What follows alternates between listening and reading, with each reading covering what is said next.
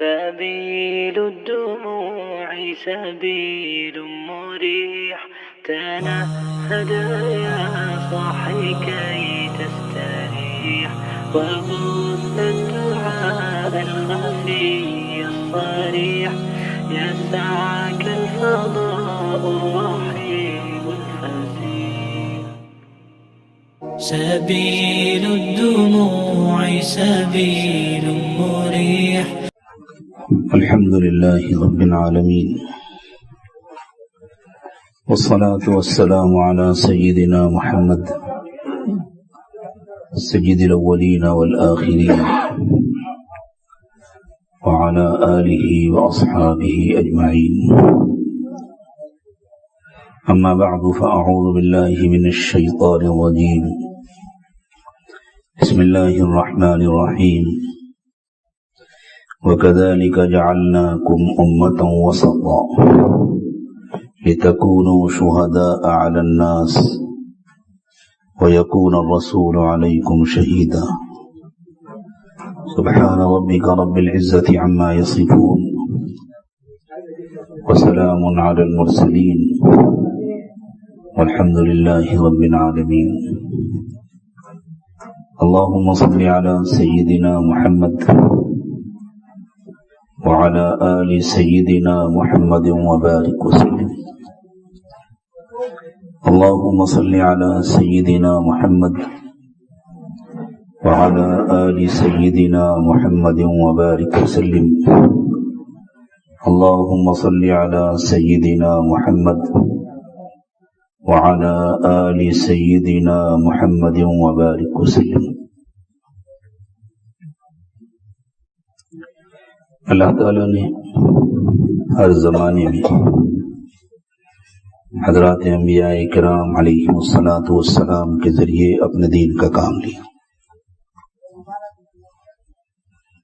انبیاء کرام علیہم الصلاۃ والسلام کی زندگیوں کا مقصد ہی ہوتا تھا مخلوق کو خالق سے جوڑنا، بندوں کو پروردگار سے جوڑنا. جن میں طلب ہوتی تھی وہ جڑ جاتے تھے، اور جو اپنے نفس اور شیطان کے ہاتھوں ہار چکے ہوتے تھے وہ ان کے مخالف ہوتے تھے، وہ ان کے دشمن بن جاتے تھے. اور بہت مرتبہ ایسا ہوا کہ پھر ایسے لوگوں نے حضرات انبیاء کرام علیہم الصلوۃ والسلام کو قتل بھی کر دیا.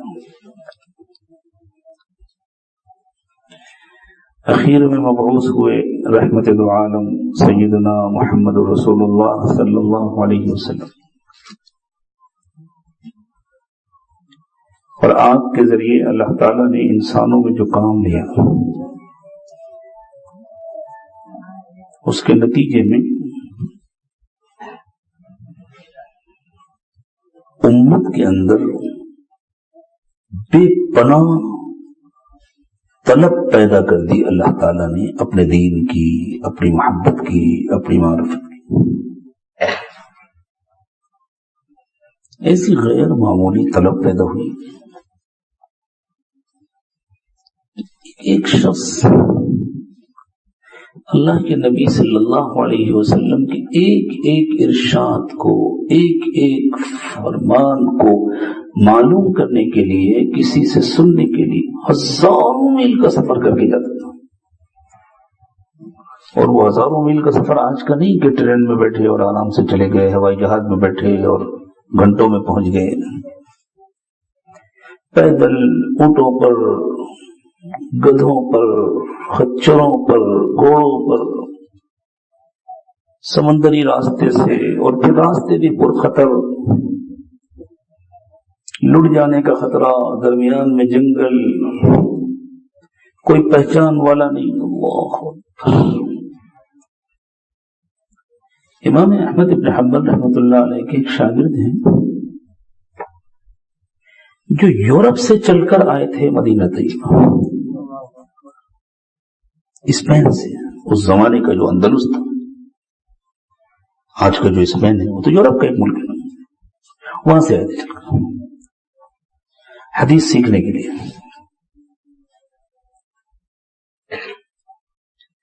اور جب مدینہ نہیں بغداد جہاں حضرت امام احمد بن حنبل رحمۃ اللہ علیہ کا قیام تھا، جب پہنچے تو پتہ چلا کہ امام صاحب تو سخت آزمائش میں ہیں. حکومت نے ان کو گھر میں نظر بند کر دیا ہے، چونکہ اس زمانے کی حکومت یہ چاہتی تھی کہ امام صاحب ایک مخصوص قسم کا فتویٰ دیتے ہیں. امام صاحب بالکل تھے، جو اللہ کے دین کے محافظ ہوتے ہیں ان کو کسی کی پرواہ نہیں ہوتی. وہ وہی بات کہتے ہیں جو اللہ کی پسندیدہ ہوتی ہے. کسی کو اچھی لگے، بری لگے، میٹھی لگے، کڑوی لگے، وہ اپنے گھر خوش رہے. تو زمانے کا ایک فتنہ تھا جس کی تفصیل میں جانے کا یہ موقع نہیں ہے. علماء جانتے ہیں خلق قرآن کا فتنہ. امام احمد بن حنبل رحمۃ اللہ علیہ نے اس کے خلاف فتویٰ دیا تھا، چونکہ اس وقت کی حکومت اس فتنے کی سرپرستی کر رہی تھی. اس لیے امام احمد بن حنبل کو کوڑے مارے جاتے تھے اور گھر میں نظر بند کر دیا گیا تھا. کسی سے ملنے کی اجازت نہیں ہے. ان کے گھر کو ہی جیل بنا دیا گیا. یہ نوجوان طالب علم جب آئے بغداد میں مجھے پتہ چلا، بہت افسوس ہوا. میں کیا کروں؟ عجیب طلب تھی.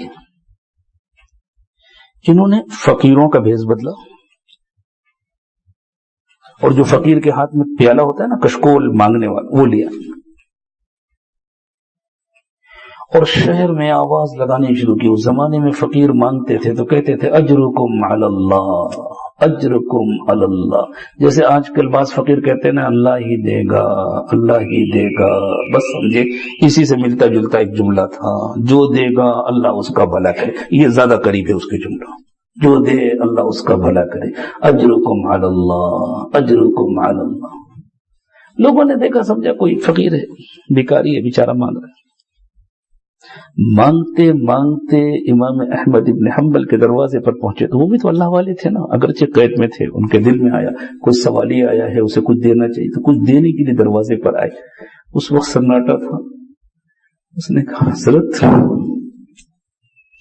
میں روٹی کا فقیر نہیں ہوں، میں آپ سے حدیث پڑھنے آیا ہوں. میں نے یہ بھیس بدلا ہے تاکہ کوئی سمجھ نہ سکے کہ میں کیوں آیا ہوں. اگر آپ اجازت دیں تو میں روزانہ ایسے ہی آ کر آپ کے دروازے پر آواز لگایا کروں اور ایسے وقت میں آیا کروں جب گلی میں سناٹا ہو، کوئی نہ ہو. آپ مجھے دروازے پر آ کر کے ایک حدیث سنا دیا کیجیے، میں اسے یاد کر لیا کروں. ایک مسئلہ بتلا دیا کیجیے فقہ کا، میں اسے یاد کر لیا کروں. اس بندے نے ایک سرائے میں قیام کیا. اگر وہ بندہ صرف اسی گلی میں آواز لگاتا تو شبہ ہوتا، اس لیے پورے دن پوری بستی میں آواز لگاتا پھرتا تھا اجرکم علی اللہ، اجرکم علی اللہ. طالب علم نے اپنے کو بھکاری بنایا. 1 سال اس طرح امام احمد بن حنبل سے پڑھا.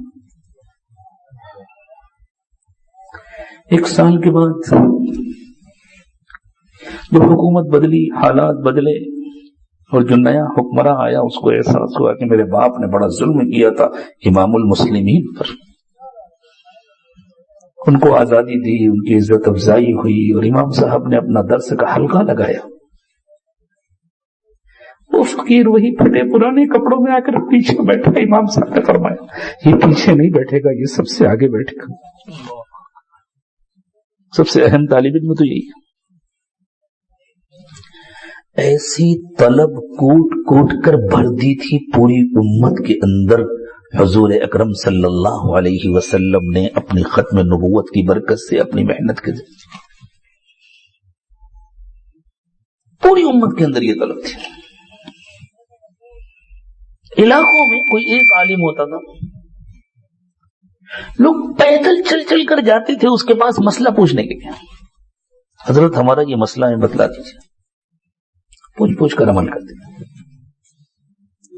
کوئی شیخ ہوتا تھا، اس کے پاس اپنی اصلاح کے لیے پیدل چل چل کے جایا کرتے تھے. ہمارے سلسلے کے ایک بزرگ ہیں حضرت مولانا فضل علی قریشی رحمت اللہ علیہ.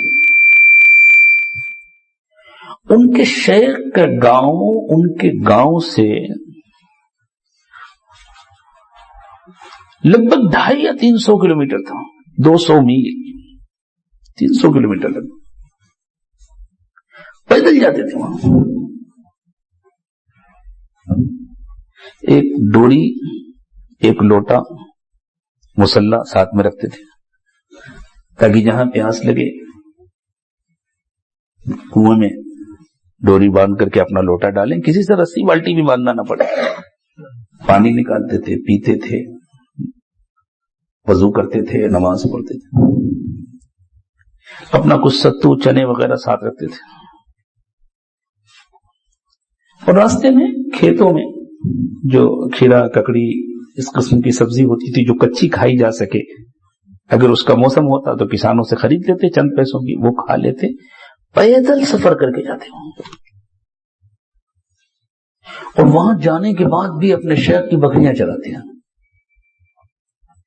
اور یہ بات دل میں نہیں آتی کہ میں تو اتنا لمبا سفر کر کے آیا ہوں، اس لیے میری عزت ہونی چاہیے، میرا اکرام ہونا چاہیے. سب سے پیچھے بیٹھتے تھے جہاں چپلیں ہوتی تھیں کہ میں تو اس قابل ہوں، میں اس قابل کا ہوں کہ شیخ کے قریب.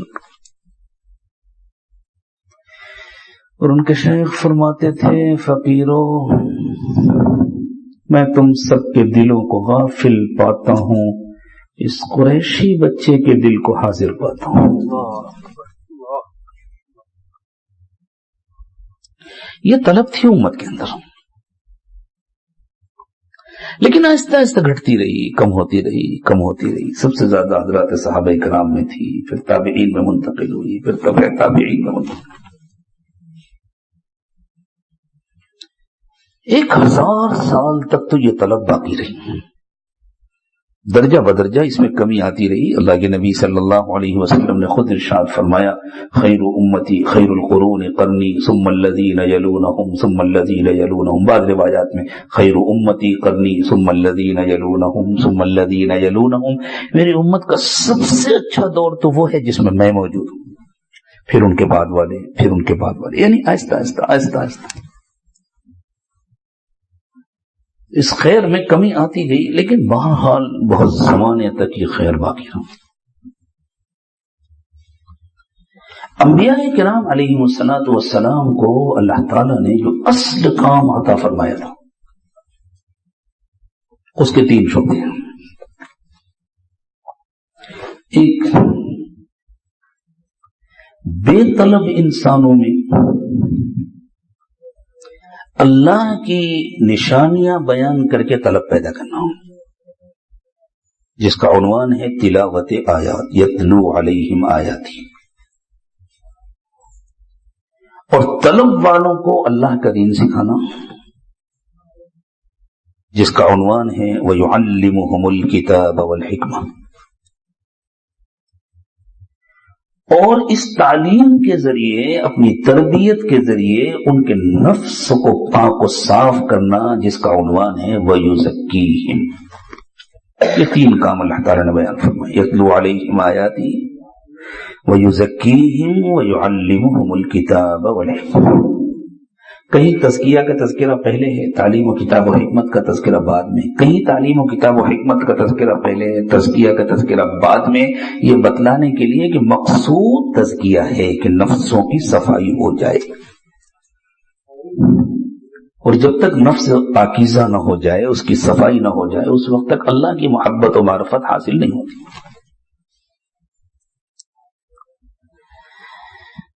علماء نے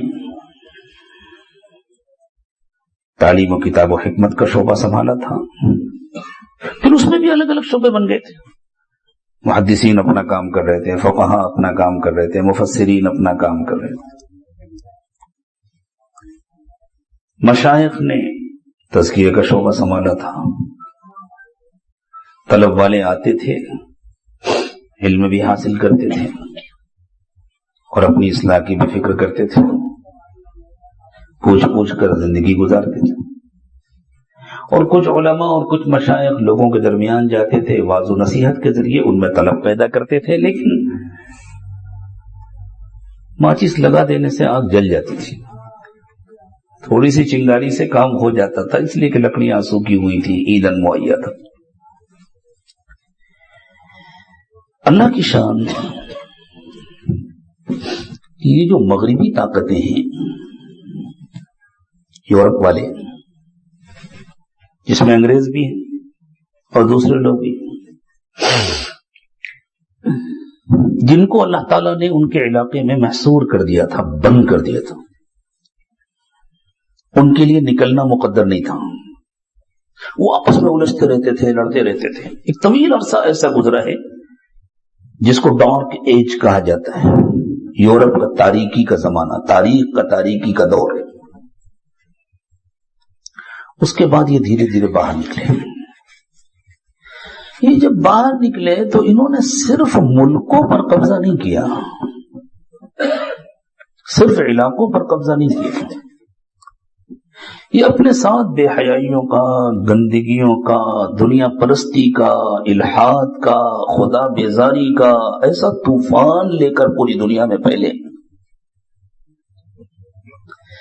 کہ اس کی نحوست سے دل ایسے مردہ ہوئے عمومی طور پر کہ پہلی مرتبہ یہ واقعہ پیش آیا کہ امت کے اندر سے تقریباً طلب ختم ہو گئی، دین کی طلب ختم ہو گئی. اور اللہ تعالیٰ کا انتظام ہے. اللہ جب کوئی بیماری پیدا کرتے ہیں تو دوا بھی پیدا کرتے ہیں. اللہ جب کوئی مسئلہ پیدا کرتے ہیں تو اس کا حل بھی پیدا کرتے ہیں.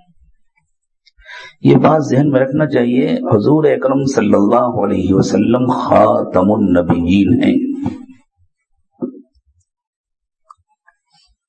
آپ کے ذریعے دین کا جو کام شروع ہوا وہ آج تک کبھی ایک دن کے لیے بھی بند نہیں ہوا تھا.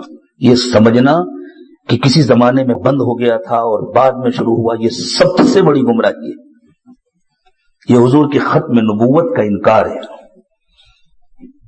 اللہ نہ کرے کہ ہم میں سے کوئی سمجھے، اور جو سمجھے گا اسے قیامت کے دن پتہ چلے گا کہ اسے کس لائن میں کھڑا کیا جائے گا. تو انکار کرنے والوں کی لائن میں کھڑا ہوگا، وہ تو نبوت کا منکر ہے. یہ حضور کی ختم نبوت کا صدقہ ہے. دین کا کام آج تک ایک سیکنڈ کے لیے بھی بند نہیں ہوا. کبھی کمزور ہوا، کبھی طاقتور ہوا، کبھی پھیلا، کبھی سمٹا. یہ ہوتا رہتا ہے، انبیاء کرام کے زمانے میں ہوا. شکلیں بدلتی ہیں، اور شکلیں کیسے بدلتی ہیں؟ مسائل کے بدلنے کی وجہ سے. جیسے جیسے مسائل بدلتے ہیں تو شکلیں بدلتی ہیں. آسانی کے ساتھ اس کو سمجھیں. آپ گھر میں دودھ لے کر آئے، آپ نے اس کی چائے بنائی تو دودھ موجود ہے نا. آئس کریم بنائی، وہاں بھی دودھ موجود ہے. چائے میں وہ دودھ گرم ہے، آئس کریم میں وہ دودھ ٹھنڈا ہے. دودھ تو نہیں ختم ہوا نا، شکل بدلی. اس اجتماع کی تیاری کے لیے یہ شیڈ ڈالا گیا، یہ بھی تو اللہ ہی کے لیے نا.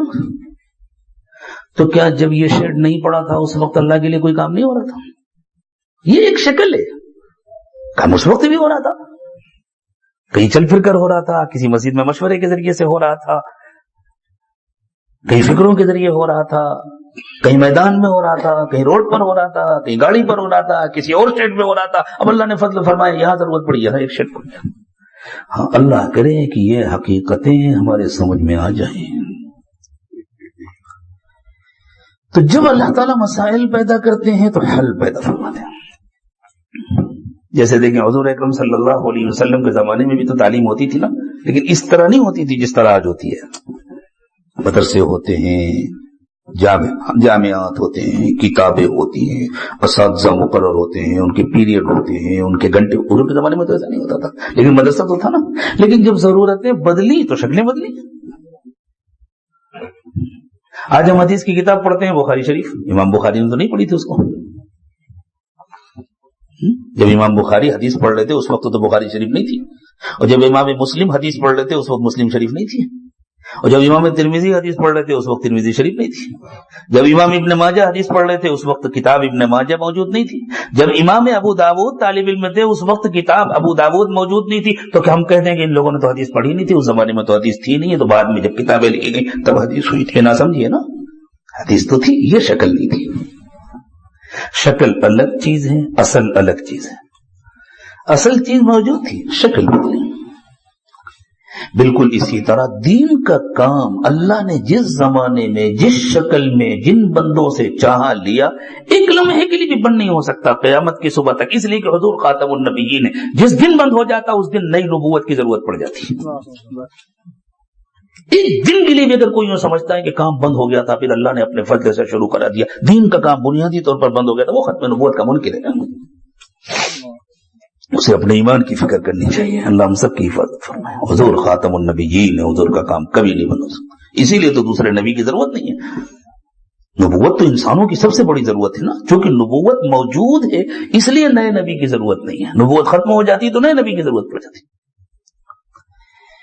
تو لوگ مدرسوں میں بھی جاتے تھے، خانقاہوں میں بھی جاتے تھے، علماء کے پاس بھی جاتے تھے، گاؤں میں ہم نے سنا اپنے بڑوں کے ذریعے سے، بعض دوستوں کے ذریعے سے کہتے ہیں کہ ہمارے گاؤں میں جب کوئی عالم آتے تھے ان کا واعظ ہوتا، بچے دوڑ پڑتے تھے گھر گھر جا کر، مرنا آئے ہیں واعظ ہوگا واعظ ہوگا، ہمارے یو پی کی زبان میں واعظ ہوگا، اور کہتے سب دوڑ پڑتے تھے، لوگ مرد بھی جمع ہو جاتے تھے، عورتیں بھی جمع، کسی گشتی کی ضرورت نہیں پڑتی تھی، ایسے دوڑتے۔ لیکن اہل مغرب کے دنیا میں پھیلنے کے بعد جو بے حسی پیدا ہوئی، دل جو مردہ ہوئے، اللہ کی طرف سے یہ مقدر تھا، اللہ شیطان کو بھی تو چھوڑ دینا چاہتے تھے، دجال کو بھی تو سامنے آنا ہے، لیکن جو بچنا چاہیں، جو اللہ کی طرف آنا چاہیں، اللہ ان کو بچانا بھی چاہتے تھے۔ ادھر حضرت محمد صلی اللہ علیہ وسلم بھی تو قبر اطہر میں تڑپتے ہیں اور اللہ سے مانگتے ہیں۔ تو اللہ تعالی نے اس بے طلبی کا علاج کرنے کے لیے خوب یاد رکھیں، تاکہ طلب پیدا ہو تو لوگ دین سے فائدہ اٹھا سکیں، اس بے طلبی کا علاج کرنے کے لیے اللہ نے اپنے ایک بندے کے دل میں درد پیدا کیا۔ اور یہ اللہ کا قانون ہے، کرتے تو اللہ ہی ہیں، سب کچھ کرنے والے اللہ ہیں، لیکن اللہ نے دنیا کو دارالاسباب بنایا ہے۔ جب اللہ کو کوئی فیصلہ کرنا ہوتا ہے تو اللہ اپنے کسی بندے کے دل میں درد پیدا کرتے، وہ روتا ہے، تڑپتا ہے، مانگتا ہے، اور اس کے مانگنے پر اللہ فیصلہ کرتا ہے۔ اللہ پھر اس امت کو بہت بڑی مقدار میں رونے والے عطا فرماتے ہیں، اور اللہ مجھے اور آپ کو بناتے ہیں تاکہ اللہ کا وہ فضل مجھ کو اور آپ کو حاصل ہو جائے۔ تو اللہ تعالیٰ نے حضرت مولانا الیاس صاحب رحمۃ اللہ علیہ کے دل میں وہ درد پیدا فرمایا، اور انہوں نے اس طرح تڑپ تڑپ کر اللہ سے مانگنا شروع کیا جیسے پانی سے باہر مچھلی تڑپتی، کہ اللہ اس بے طلب امت کا کیا کیا جائے۔ اور پھر رسول اکرم صلی اللہ علیہ وسلم کی طرف سے ان کو اشارے ملے، اس لیے کہ اصل تو دل تڑپتا ہے حضور اکرم صلی اللہ علیہ وسلم کو، جو فیوض و برکات نازل ہوتی وہ حضور کے قلب اطہر پر نازل ہوتی ہے۔ جس طرح سلطان الہند حضرت خواجہ معین الدین چشتی اجمیری رحمت اللہ علیہ ہندوستان اپنی مرضی سے نہیں آئے تھے، رسول اکرم صلی اللہ علیہ وسلم کی طرف سے ان کو خواب میں اشارے ملے تھے تب آئے تھے۔ بالکل اسی طرح حضرت مولانا الیاس صاحب رحمت اللہ علیہ کو حضور اکرم صلی اللہ علیہ وسلم کی طرف سے اشارہ ملا، ہندوستان جا کر کام شروع کرو، وہاں جاؤ ہم تم سے کام لیں گے۔ مولانا الیاس صاحب جب ہندوستان آئے تو بہت پریشان تھے، کیسے شروع کروں کام، بہت پریشان تھے، بہت پریشان۔ بڑوں کے پاس جاتے، بزرگوں کے پاس جاتے، اپنے اساتذہ کے پاس جاتے کہ مجھے ہندوستان بھیج دیا گیا ہے لیکن میرے سمجھ میں نہیں آتا۔ تو ایک بزرگ نے پوچھا کہ یہ بتلائیں کہ آپ سے کیا کہا گیا تھا؟ انہوں نے کہا مجھ سے کہا گیا تھا کہ الیاس ہندوستان جاؤ ہم تم سے کام لیں گے۔ فرمایا پھر کیوں پریشان ہوتے ہیں، وہ کام لیں گے۔ جب انہوں نے کہا تھا کہ ہم تم سے کام لیں گے تو پھر کیوں پریشان ہوتے ہیں، وہ کام لیں گے۔ پھر اللہ تعالیٰ نے آپ کے دل میں یہ مخصوص ترتیب ڈالنی شروع، یہ اللہ کی طرف سے ہوتا ہے۔ الہام کے دروازے تو نہیں بند ہوئے، وہ وحی کے دروازے بند ہو گئے، لیکن رسول اکرم صلی اللہ علیہ وسلم کی نبوت کے صدقے میں یہ اس وحی کی برکت ہے کہ اللہ تعالیٰ اپنے مخصوص بندوں کے دلوں میں الہام پیدا فرماتے ہیں۔ یہ الہام فرمایا تاکہ اس محنت کے ذریعے امت میں طلب پیدا ہو۔ حضرت مولانا الیاس صاحب رحمۃ اللہ علیہ نے یوں نہیں کہا کہ اب اللہ نے مجھے جو محنت دی ہے اب اس کے بعد کسی اور کام کی اور کسی اور محنت کی ضرورت نہیں. کبھی نہیں کہا, کبھی نہیں کہا. یوں فرمایا کرتے تھے کہ اللہ تعالیٰ نے مجھے جو ترتیب عطا فرمائی ہے اس ترتیب کے ذریعے انشاءاللہ دین کے شعبوں کو زندگی ملے گی. تو دین کے شعبے باقی رہیں گے تبھی تو ان کو زندگی ملے گی, ان کی ضرورت ہوگی تبھی زندگی ملے گی. اور فرماتے تھے کہ اس کے ذریعے سے انشاءاللہ مدارس کو طلبہ ملیں گے, اور ملے الحمدللہ. آج جو مدارس اتنی بڑی تعداد میں ہیں اور اتنے علماء اور اتنے طلباء جو برابر فارغ ہو رہے ہیں, یہ اس محنت کی بہت بڑی برکت ہے. اور فرمایا اس محنت کے ذریعے مشائخ کو سالکین ملیں گے, لوگ بزرگوں کے پاس جائیں گے اپنی اصلاح کے لیے. کیوں؟ اس لیے کہ اس محنت کے ذریعے طلب پیدا ہوگی, اس محنت کے ذریعے لوگ علماء کے پاس جائیں گے اور مسائل پوچھیں گے. تو یہ بتلایا کہ اس محنت کی برکت سے اللہ تعالیٰ انسانوں میں طلب پیدا کریں گے اور پھر سے وہ دین کے شعبوں کی طرف جائیں گے جیسے پہلے جایا کرتے. پہلے یہ محنت نہیں تھی اس لیے کہ طلب موجود تھی. ایک آدمی کا پیٹ بھرا ہوا, اسے کھانا پکانے کی ضرورت تو نہیں نا. اب بھوک لگی تو کھانا کل کیوں نہیں پکایا تھا؟ کل بھوک نہیں لگی تھی, میں کھا کے آیا تھا اس لیے نہیں پکایا تھا. آج بھوک لگی تو پکا رہا ہوں. تو پہلے امت کے اندر طلب تھی الحمدللہ, سارے شعبے چل رہے تھے. یہ تو اہل مغرب کے اپنے یہاں سے پوری دنیا میں نکلنے اور پھیلنے کے بعد سے دجالیت کا اثر پڑا دلوں پر, اور ایسی ظلمت پیدا ہوئی کہ بے طلبی عام ہوئی. اور یہ بہت بڑی اللہ کی نعمت ہے. اللہ اس کی قدر کرنے کی توفیق عطا فرمائے. بہت بڑی اللہ کی نعمت. گاؤں گاؤں, قریہ قریہ, بستی بستی اللہ کے بندوں تک اللہ کا پیغام پہنچانے کا ہمارے پاس دوسرا کوئی راستہ ہی نہیں ہے. یہ راستہ اللہ نے عطا فرمایا. لیکن اس کے ذریعے سے ہمیشہ اللہ والوں نے یہ چاہا کہ پھر امت دین کو جاننے والوں سے جڑے, اپنے علماء سے جڑے, خود سے فیصلے نہ شروع کر دیں. مشائخ سے جڑے, مقصد تزکیہ ہے, ہر ایک کا مقصد تزکیہ ہے. یہ مقصد اتنا اہم ہے. آپ سوچیں حضرت مولانا الیاس صاحب رحمۃ اللہ علیہ تزکیے کے کتنے بلند مقام پر ہوں گے. یوں ہی تھوڑی حضور کی طرف سے کہہ دیا جائے گا جاؤ مقام میں. اتنا روتے تھے, اتنا مانگتے تھے. حضرت شیخ زکریا رحمۃ اللہ علیہ نے لکھا ہے کہ میں جب چھوٹا تھا تو میں چچا جان سے سبق پڑھتا تھا, اور چچا جان وہاں قریب میں ایک مقبرہ تھا نظام الدین کے قریب میں. کیونکہ وہاں سناٹا ہوتا تھا, قبر سے ان کو دلچسپی نہیں تھی سناٹے کی وجہ سے. چچا جان وہاں بیٹھ کر مراقبہ کرتے تھے گھنٹوں, وہ مراقب ہوتے تھے, اور میں پیچھے بیٹھ کر کے کتاب پڑھتا ہوں. جب تک صحیح پڑھتا رہتا تھا چچا جان کا دل اللہ کی طرف متوجہ رہتا تھا, بس مجھے توجہ دیتے رہتے. اور جیسی مجھ سے کچھ غلطی ہوتی تھی تو ویسے ہی کہتے تھے, میں جلدی سے دیکھتا تھا کہاں غلطی, مراقبہ کر رہے ہوتے تھے. یہ تھے مولانا محمد الیاس کاندھوی رحمۃ اللہ علیہ. اللہ ہمیں ان کے نہج پر, ان کے نقش قدم پر چلنے کی توفیق عطا فرمائے. میوات جاتے تھے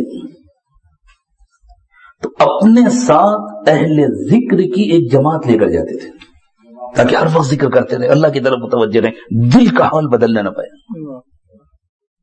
اس کے باوجود چونکہ میوات میں غفلت تھی, بے طلبی تھی, غفلت تھی, تو جب وہاں سے واپس آتے تھے تو فرماتے تھے کہ میرے دل پر اس غفلت کا اتنا اثر ہو جاتا ہے کہ پھر میں چند دنوں کے لیے سارے کام اپنے چھوڑ کر, دعوت کا جو خاص طریقہ اللہ نے ان کو عطا فرمایا تھا اس کو چھوڑ کر,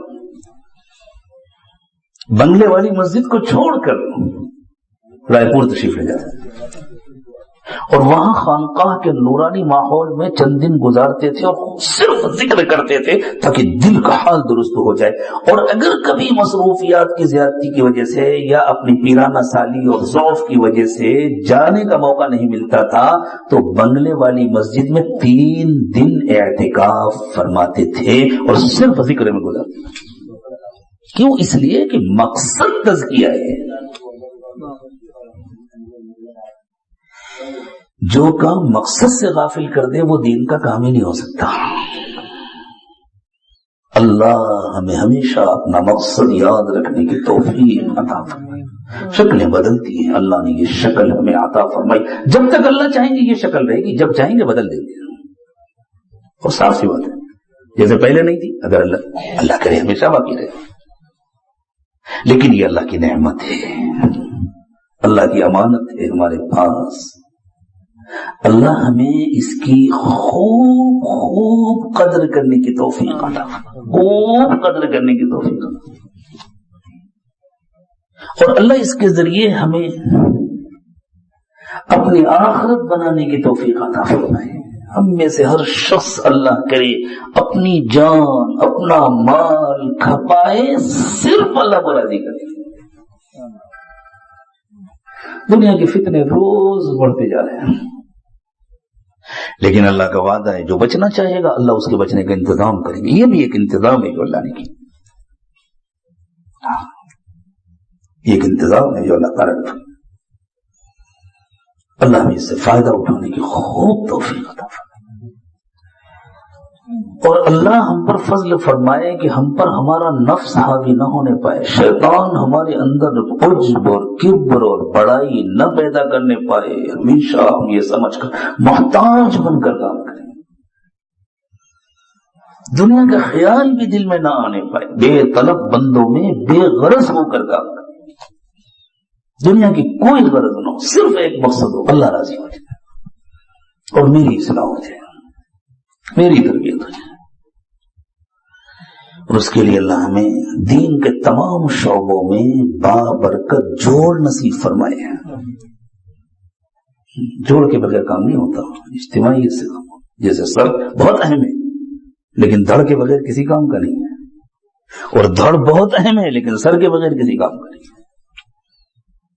پیروں کی بہت اہمیت ہے لیکن اسی وقت ہے جب وہ جسم سے جڑے ہوں. کاٹ کے الگ رکھ دیے رہے تو ان کی کوئی حیثیت نہیں. ہاتھ بہت اہم ہے لیکن اسی وقت تک جب تک وہ جسم سے جڑا رہے، کاٹ کر الگ رکھ دیا رہے تو کوئی حیثیت نہیں. جس طرح پورا جسم مل کر کام کرتا ہے اسی طرح دین کے تمام شعبے مل کر کام کرتے ہیں. اگر ان کی بناوٹ الگ الگ ہوتی ہے، ہاتھ کی بناوٹ الگ ہے، پیر کی بناوٹ الگ ہے، سر کا سائز الگ ہے، سینے کا سائز الگ ہے، دھڑ کی سائز الگ ہے، لیکن سب ایک دوسرے سے جڑے رہتے ہیں تو کام کرتے رہتے ہیں.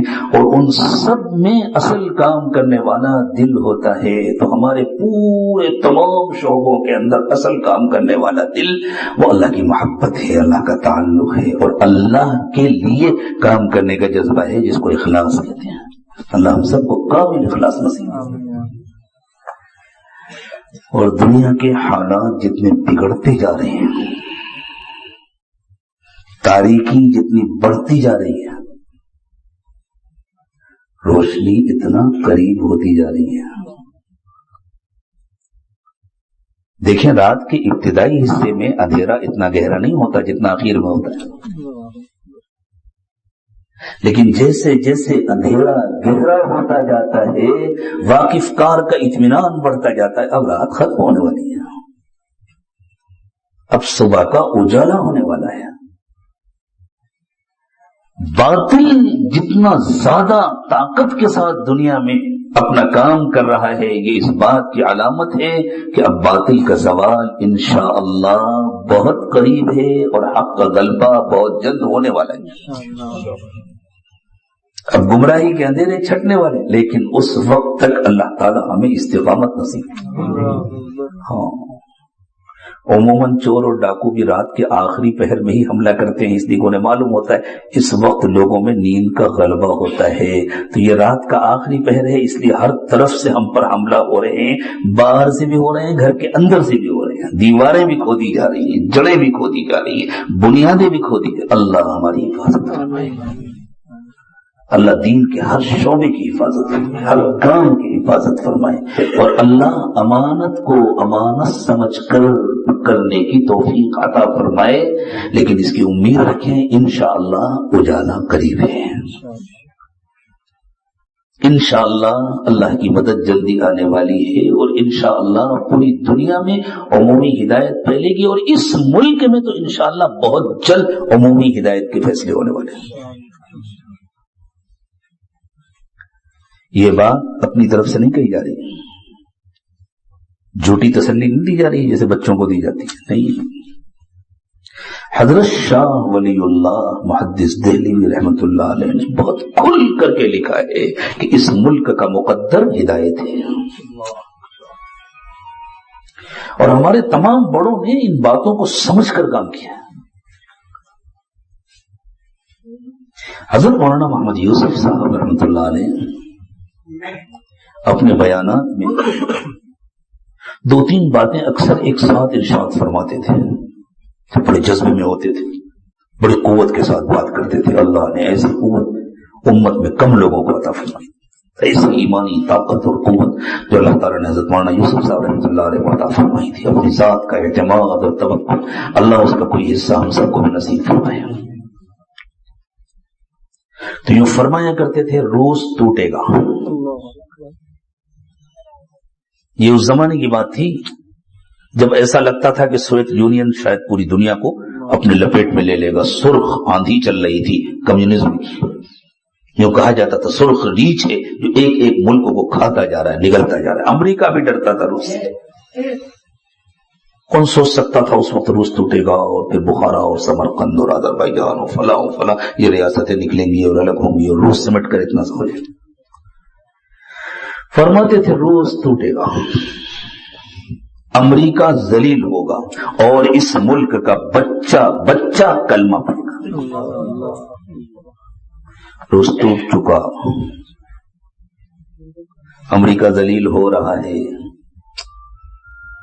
2 باتیں پوری ہو چکی، تیسری بھی انشاءاللہ جلدی پوری ہونے والی۔ ایک مرتبہ حضرت نے کسی مجمع میں یہ بات فرمائی تو کوئی صاحب بڑے جوش میں کھڑے ہوئے، انہوں نے نعرہ لگایا، نعرہ تکبیر۔ حضرت مولانا یوسف صاحب رحمۃ اللہ علیہ نے ڈانٹ کے بیٹھے، خاموش بیٹھو، تمہارے نعروں سے ہوگا، اللہ کے کرنے سے ہوگا۔ کیا مطلب؟ ہمارے کرنے سے کچھ نہیں ہوگا، ہم بندے، ہمارے ذمے جو کام ہے وہ ہم کرتے رہے اللہ کی رضا کے لیے، یہ اللہ کے یہاں مقدر ہے۔ اگر ہم اور آپ استعمال ہو گئے تو یہ ہماری خوش نصیبی ہے، اگر ہم استعمال ہو گئے تو یہ ہمارے، جیسے دیکھا کوئی کمپنی ہے سامان بناتی ہے، اس کا سامان تو گاؤں گاؤں جاتا ہے۔ اب اگر کوئی آدمی جاتا ہے درخواست دیتا ہے مجھے رکھ لیا جائے، مجھے کمپنی اپنا سیلس مین بنا لے، اور وہ احسان جتانے لگے وہ تو میں پہنچاتا ہوں سب دکانوں میں، تو اس کمپنی کا مال پہنچتا ہے ورنہ پہنچے ہی نہیں۔ ارے بھائی کمپنی تو کسی اور کو رکھ لے گی، اس کو تو اپنا مال پہنچا نہیں ہے، اور لوگوں کو چاہیے وہ مال، وہ تو بکے گا۔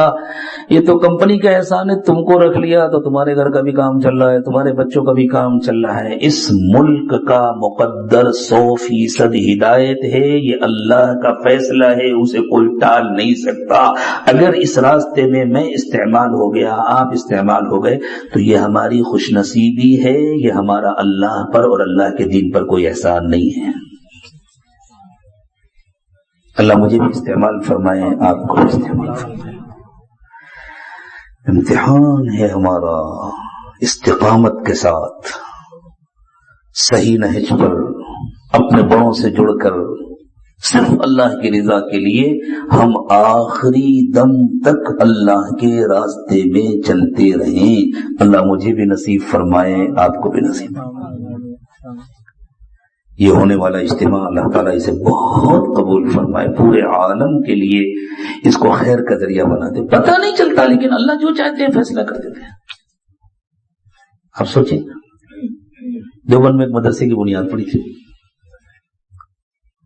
ایک کمرہ بھی نہیں تھا، ایک کمرہ بھی نہیں تھا۔ ہم لوگوں کے مکتب کے پاس کم از کم 1 آدھ کمرے ہوتے ہیں نا، چھوٹے مکتب میں بھی 1 آدھ کمرے ہوتے، ایک کمرہ بھی نہیں تھا، ایک کوئی شیڈ بھی نہیں تھا چھوٹا سا۔ ایک انار کے جھاڑ کے نیچے ایک استاذ ایک شاگرد، اور کسے پتا تھا کہ اللہ اس کو ام المدارس بنائیں گے اور اس کے ذریعے پوری دنیا میں اللہ علم کی روشنی پھیلا دیں گے. پھیلائے نا اللہ نے. 8 سال حضرت مولانا الیاس صاحب رحمۃ اللہ علیہ نے میوات میں جا کر محنت کی. گاؤں میں کھیتوں میں جاتے تھے. اے میاں جی محراب رحمۃ اللہ علیہ، انہوں نے تو کھیت میں تپڑ مارا تھا مولانا الیاس صاحب کو. بات سننے کو تیار نہیں تھے. کوئی سوچ سکتا تھا یہ آواز، یہ کمزور انسان، زبان میں لکنت، بول بھی نہیں پاتا، چند منٹ بیان نہیں کر پاتا، اس کی بات مشکل سے سمجھ میں آتی ہے. یہ انسان دیہاتوں میں کھیتوں میں جا جا کر ایک ایک بندے کو پکڑ کر جو کام کر رہا ہے، یہ آواز پوری دنیا میں پہنچے گی، کوئی سوچ سکتا تھا؟ لیکن اللہ نے پوری دنیا میں ہدایت کی ہوائیں چلائیں. اس لیے ہمارے سمجھ میں آئے یا نہ آئے، مانگنے میں کچھ نہیں جاتا، آج سے رو رو کر مانگے. اللہ اس اجتماع کو صرف ہاسکوٹے کے لیے، صرف بنگلور کے لیے نہیں، پورے عالم کے لیے خیر کی بنیاد بنا دیجیے. اللہ کے لیے کچھ مشکل نہیں ہے. اور دیکھو خیر تو پھیلتا رہتا ہے صدیوں میں. جس کی دعا کو اللہ نے قبول کر لیا نا، جتنا خیر پھیلے گا سب کو اجر اس کو ملے گا کیے بغیر. شروع میں جن لوگوں نے محنت کی تھی انہوں نے نہ یورپ دیکھا تھا، نہ امریکہ دیکھا تھا، نہ آسٹریلیا دیکھا تھا، نہ افریقہ دیکھا تھا. آج افریقہ میں کوئی جماعت چلے، یورپ میں چلے، امریکہ میں چلے، آسٹریلیا میں چلے، ان ابتدا میں کام کرنے والوں کو سب کا اجر ملتا ہے. بدر میں جو لوگ شہید ہوئے تھے انہوں نے ہندوستان نہیں دیکھا تھا، لیکن اس وقت ہم یہاں بیٹھے ہیں نا، اس وقت اللہ تعالیٰ ہمیں جو اجر عطا فرما رہے ہیں وہ بدر کے شہیدوں کو بھی مل رہا ہے. اللہ یہ نعمت مجھے بھی عطا فرما دے، آپ کو بھی عطا فرما. خوب دعاؤں کا اہتمام کریں، خوب اس کو تیاری کا حصہ سمجھو میرے دوستو. جس طرح ظاہری تیاری ہوتی ہے، شیڈ لگانا ہے، ٹینٹ لگانا ہے، مہمانوں کا اکرام کرنا، یہ بھی بہت اہم ہے. دنیا کو اللہ نے دارالاسباب بنائے، یہ سارا کام اس کے ساتھ بس ہر شخص یوں نہ سمجھے ہم نے دعا کی جماعت بنا دی، نہیں، وہ تو اپنا کام کریں گے. ہر شخص اللہ سے مانگے، خوب مانگے، خوب مانگے، ہر وقت مانگے. دل اللہ کی طرف متوجہ رہے. گڑا کھود رہے ہو تب بھی دل میں اللہ کی یاد ہو، ٹینٹ لگا رہے ہو تب بھی اللہ کی یاد ہو، بس آنسو بہ رہے ہو اور اللہ سے مانگ رہے ہو، اللہ ہم تو بھکاری ہیں، اللہ روٹی کے بھکاری نہیں ہیں، پیسے کے بھکاری نہیں، اللہ ہدایت کے بھکاری ہیں. اللہ بہت دن ہو گئے، بہت دن ہو گئے آپ کے غیر کی عبادت ہوتی رہی زمین پر. اللہ تو صرف اپنی عبادت کی ہوائیں چلا دیجئے اور اللہ ان محنتوں کو عمومی ہدایت کے لیے قبول فرما لیجئے. اور ایسا نہ ہو کہ آپ سب کو ہدایت دیں، ہمیں محروم فرما دیں، ہمیں کسی گناہ کے نتیجے، ہمارے کسی گناہ کے نتیجے میں اللہ ہماری اور ہماری نسلوں کی بھی حفاظت فرمائیے، کسی کو محروم نہ فرمائیے. اللہ بھی انتہا قبول فرمائے. پوری دنیا میں جتنے اجتماعات ہو رہے ہیں، جتنے مشورے ہو رہے ہیں، جتنی جماعتیں چل رہی ہیں، جتنا کام ہو رہا ہے، جتنے مدارس ہیں، جتنے مکاتب ہیں، جتنی خانقاہیں ہیں، جتنے دعوت و تبلیغ کے مشورے ہیں، کام ہیں، دین کے جتنے شعبے، جہاں جہاں بھی کام ہو رہا ہے، جن جن شکلوں میں بھی کام ہو رہا ہے، اللہ سب کو قبول فرمائے. اس کو ہم یوں سمجھے جیسے حضرت آدم کی اولاد ہے نا، کہیں کوئی کالا ہے، کہیں کوئی گورا ہے، کہیں کوئی چھوٹا ہے، کہیں کوئی لمبا ہے، ہیں تو سب حضرت آدم کی اولاد ہیں سب انسان. اسی طرح دین کے الگ الگ شعبے ہیں، کہیں قلم سے کام ہو رہا ہے، کہیں زبان سے کام ہو رہا ہے، کہیں چل پھر کر کام ہو رہا ہے، کہیں دعاؤں کے. کتنے بندے ایسے ہوتے ہیں. ہم نے پڑھا ایک بہت بڑے اللہ والے تھے، تقسیم سے پہلے کی بات ہے، بہت بڑے اللہ والے تھے. ان کے ایک مرید تھے جن کا اتنا بلند مقام تھا، اتنا بلند مقام تھا کہ بس ان کے واقعات پڑھ کر کے اندازہ ہوتا ہے کہ کس مقام پہ تھے. اور بالکل پڑھے لکھے نہیں تھے، الفاظ سے ہی نہیں بول پاتے. جذبہ، جب انسان اللہ سے محبت کے راستے پر چلتا ہے تو ایک کیفیت پیدا ہوتی ہے جس کو جذبہ کہتے ہیں. اس کی تفصیل کا یہ موقع نہیں ہے. وہ جذبہ جب کہتے تھے نا تو کہتے تھے جج بجا. جذبہ نہیں بول پاتے تھے، جج بجا. بالکل پڑھے لکھے نہیں تھے. اور اللہ کے ساتھ ان کا معاملہ ایسا تھا، ایک دن نکل کر جا رہے تھے، دیکھا ایک عورت رو رہی ہے، بوڑھی ہے، رو رہی. اماں کیا ہوا؟ میری ایک بھینس تھی، اسی کے دودھ سے میرا گزر بسر ہوتا تھا، مر گئی. کوئی سہارا نہیں رہ گیا، شوہر بھی نہیں ہے، کوئی بیٹا بھی نہیں ہے، گھر میں کوئی کمانے والا بھی نہیں ہے. جا رہی ہوں ان لوگوں کو بلانے کے لیے جو کھاد اتارتے ہیں اور پھینکتے ہیں. ان کو بڑا ترس آیا، اللہ کی طرف متوجہ ہوئے، اشارہ ملا. چلو اماں دیکھیں مری نہیں ہوگی, سو گئی ہوگی. نہیں بیٹا مر گئی, چلو دیکھتے تو چل کے گئے, اس کی دونوں سینگیں پکڑی اور کہا اماں تم اس کی دم پکڑو اور ذرا کھینچو, اور کھینچ کر کے اس نے پیچھے سے کھینچا اور انہوں نے دم پکڑ کے ہلایا اور دل سے اللہ سے دعا مانگی, اٹھ کے کھڑی ہو گئی. اور کھڑی ہونے کے بعد اتنے دن زندہ رہی, باقاعدہ حوالے کے ساتھ تاریخ میں یہ واقعہ لکھا ہے, ہمارے ہندوستان کا واقعہ ہے. اتنے دن زندہ رہی کہ اس بھینس نے بعد میں کئی بچے دیے. ان کے شیخ نے ان سے کہا تھا تمہارا اور کوئی کام نہیں ہے, بس مسجد میں بیٹھ کر صرف امت کے لیے دعا کیا کرو. یہ ہمارا چلنا پھرنا اور اس کے ذریعے سے نتائج کا نکلنا, لوگوں کا مسجدوں میں آنا, ہم جو سمجھے کیا پتا اللہ کا کون کون بندے کہاں بیٹھ کے دعائیں مانگ رہے ہیں, جو اس کا نتیجہ ہوگا. اس سے پھر ہماری بھی حفاظت ہوگی, ہمارے اندر عجب نہیں پیدا ہوگا میرے کرنے سے ہوگی. نہیں, میرے کرنے سے کیا ہوگا, میں کس قابل ہوں, کیا پتا اللہ نے اپنے کس بندے کی دعائیں قبول کی.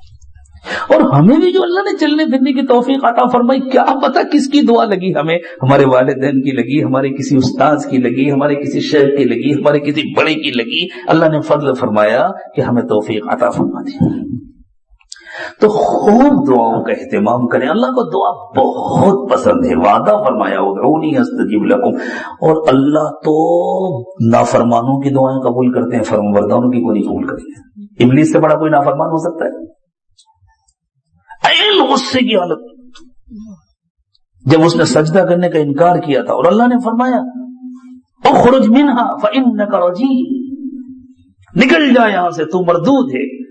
وإن علیک لعنتی الی یوم الدین, اور تجھ پر قیامت تک میری لعنت ہے. اس وقت اس نے دعا مانگی ربی انظرنی الی یوم یبعثون, ٹھیک ہے اللہ جا رہا ہوں, ایک درخواست ہے مجھے قیامت تک کی مہلت دے دے. قال فإنک من المنظرین, اللہ نے فرمایا جا, دے دیا. وہ کتنا بڑا عالم و عارف تھا, اسے معلوم تھا اللہ کا مزاج کہ اللہ غصے میں بھی دعائیں سنتے ہیں اور قبول کرتے ہیں. اور اللہ کی شان رحمت دیکھو, اتنے غصے میں بھی دعا مانگی, تو پھر ہم اللہ کی رضا والے کام کر کے مانگیں گے تو اللہ نہیں قبول کریں گے. محنتوں کے ساتھ ساتھ دعاؤں میں کمی نہ آنے پائے, محنتوں کے ساتھ ساتھ ہمارے رونے دھونے میں کمی نہ آنے پائے. آنسوؤں کے ساتھ دعائیں اللہ کو بہت اچھی لگتی ہیں, عاجزی اور بندگی کا اظہار اللہ کو بہت اچھا لگتا ہے. اللہ اس کی توفیق مجھے بھی عطا فرمائے, آپ کو بھی عطا فرمائے. اللہ مانگے اللہ تعالیٰ فضل فرمائے. سبحان ربی العلی الاعلی الوہاب. اللہم صلی علی سیدنا محمد وعلی آل سیدنا محمد وبارک وسلم. ربنا ظلمنا انفسنا وان لم تغفر لنا وترحمنا لنکونن من الخاسرین. پروردگار عالم, ہم آپ کے بہت عاجز بہت کمزور بندے ہیں. اللہ ہمارے کرنے سے کچھ نہیں ہوتا, آپ ہی کرنے والے ہیں. اللہ یہ آپ کا احسان ہے کہ آپ نے ہمیں بہانہ بنا دیا, آپ نے ہمیں کچھ کرنے کی توفیق عطا فرمائی. اللہ فضل فرما دیجئے, قبول فرما لیجیے. اللہ کام کو بھی قبول فرما لیجئے, کام کرنے والوں کو بھی قبول فرما لیجئے. اللہ ہر قسم کے انتشار سے دین کے ہر شعبے کی حفاظت فرمائیے. اللہ ہر قسم کے انتشار سے نفس و شیطان کے فتنوں سے دین کے ہر کام کی بھی حفاظت فرمائیے. اللہ ہماری ذات کی بھی حفاظت فرمائیے, ہمارے گھروں کی بھی حفاظت فرمائیے. خیر کے جن کاموں سے آپ نے جوڑا ہے ان کاموں کی بھی حفاظت فرمائیے. اللہ صحیح نہج پر صحیح نیت کے ساتھ ہم سب کو کام کرنے کی توفیق عطا فرمائیے. اللہ اس ہونے والے اجتماع کو پورے عالم کی ہدایت کے لیے قبول فرما لیجیے. اللہ پورے عالم میں ہدایت کی ہوائیں چلا دیجیے. اللہ بہت دن ہو گئے آپ نے شیطان کو بہت ڈھیل دی. اللہ آپ کے کروڑوں بندے روزانہ جہنم کی طرف دوڑے چلے جا رہے. اللہ رحم فرما دیجیے. اللہ اگر آپ سب کو جنتی بنا دے تو آپ کا کوئی نقصان نہیں ہوگا. اللہ اگر آپ ہمیں ذریعے اور سبب کے طور پر استعمال فرما لیں تو اللہ آپ کا بڑا احسان ہوگا, بڑا کرم ہوگا. اللہ اپنے بندوں اور بندیوں کو جہنم سے بچا دیجیے. اللہ جہنم سے بچا دیجیے. اللہ جہنم سے بچا دیجیے. اللہ سب کو جنتی بنا دیجیے. اللہ آپ نے اس اخیر زمانے میں ہمیں یہ جو قرن اول کا ہیرا عطا فرمایا ہے, یہ جو قیمتی نعمت عطا فرمائی ہے, اللہ ہماری ناقدری کی وجہ سے کوئی کام ہم سے بگڑ نہ جائے، اللہ ناقدری کی لعنت سے ہماری حفاظت فرمائیے، ناقدری کی نحوست سے ہماری حفاظت فرمائیے، اللہ قدر کرنے کی توفیق عطا فرمائیے، اللہ مشوروں میں برکتیں پیدا فرمائیے، اللہ چلنے پھرنے میں برکتیں پیدا فرمائیے، اپنے راستے میں چلنے پھرنے والی جماعتوں کی حفاظت فرمائیے، اللہ ہدایت کے فیصلے فرمائیے، اللہ پوری دنیا میں عمومی ہدایت کی ہوائیں چلا دیجیے، اللہ امت میں جوڑ پیدا فرما دیجیے، دین کے تمام شعبوں میں آپس میں جوڑ پیدا فرما دیجیے، ایک دوسرے کی قدر کرنے کی توفیق عطا فرمائیے، اللہ جو مانگا وہ بھی عطا فرمائیے، جو مانگنا چاہیے نہیں مانگ سکے وہ بھی عطا فرمائیے، اللہ اپنے دین کی برکت سے، دینی کاموں کی برکت سے، اللہ ہونے والی ان محنتوں کی برکت سے اے اللہ گھروں کے جھگڑے دور فرما دیجیے، گھروں کا فساد ختم کر دیجیے، اے اللہ گھر گھر تعلیم کو عام فرما دیجیے، اللہ گھر گھر اللہ دین کے مذاکرے عام کر دیجیے، اللہ آخرت کی فکر نصیب فرما دیجیے، اللہ ہمارے دلوں کو پاک و صاف کر دیجیے، اللہ ہمارے دلوں کا ہمارے نفوس کا تزکیہ فرما دیجیے، اللہ دلوں کو اپنی محبت سے بھر دیجیے، اللہ یہاں جو بیمار ہیں ان کو بھی اور ساری دنیا میں جتنے ایمان والے بیمار ہیں اللہ تمام بیماروں کو شفا عطا فرمائیے، تمام پریشان حالوں کی پریشانیاں دور فرما دیجیے، اللہ جو مقروض ہیں ان کا قرض ادا کرا دیجیے، جو بے روزگار ہیں اللہ ان کو حلال و پاکیزہ روزگار عطا فرمائیے، اللہ ہمارے چلنے پھرنے کو قبول فرما لیجیے، اللہ ہم سب کو دیر کے لیے اور دور کے لیے قبول فرما لیجیے، اللہ گھر گھر در در قریہ قریہ بستی بستی جا کر کے آپ کا پیغام پہنچانے کی توفیق عطا فرمائیے، آپ کے نبی صلی اللہ علیہ وسلم کا پیغام پہنچانے کی توفیق عطا فرمائیے، اور اے اللہ قیامت کے دن جب حضور حوض کوثر پر کھڑے ہوں اللہ ہمیں بھی ان خوش نصیبوں میں شامل فرما دیجیے جن کو دیکھ کر آپ کے محبوب مسکرائیں گے اور فرمائیں گے آؤ تم نے دنیا میں ہمارا کام کیا تھا،